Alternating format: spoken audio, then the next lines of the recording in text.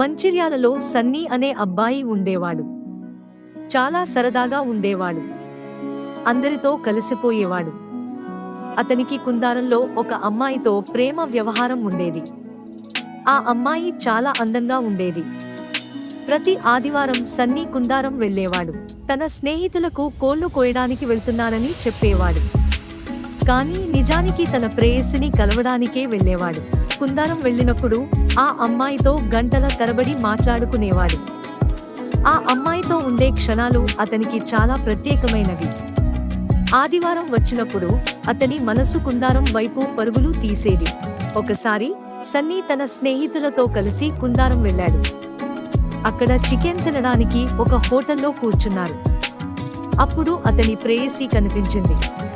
ఆమె తన స్నేహితులతో కలిసి మరొక టేబుల్ దగ్గర కూర్చుంది. సన్నీ ఆమెను చూసి చాలా సంతోషించాడు. కానీ తన స్నేహితులతో కలిసి ఉన్నాడు కాబట్టి ఆమె దగ్గరికి వెళ్ళలేకపోయాడు. ఆ రోజు రాత్రి సన్నీ తన ప్రేయసికి ఫోన్ చేసి ఆమెను చూసి ఎంత సంతోషపడ్డాడో చెప్పాడు. ఆమె కూడా సంతోషించింది. అప్పుడు సన్నీ తన స్నేహితులతో కలిసి వచ్చినా తన మనసు మాత్రం ఆమె దగ్గరే ఉందని చెప్పాడు. ఆమె నవ్వింది. అలా సన్నీ ప్రతి ఆదివారం కుందారం వెళ్లి తన ప్రేయసిని కలుసుకునేవాడు. వారి ప్రేమ రోజురోజుకు పెరిగిపోయింది. వారి ప్రేమ కథ మంచిర్యాల, కుందారం రెండింటికి ఒక అందమైన కథగా మారింది.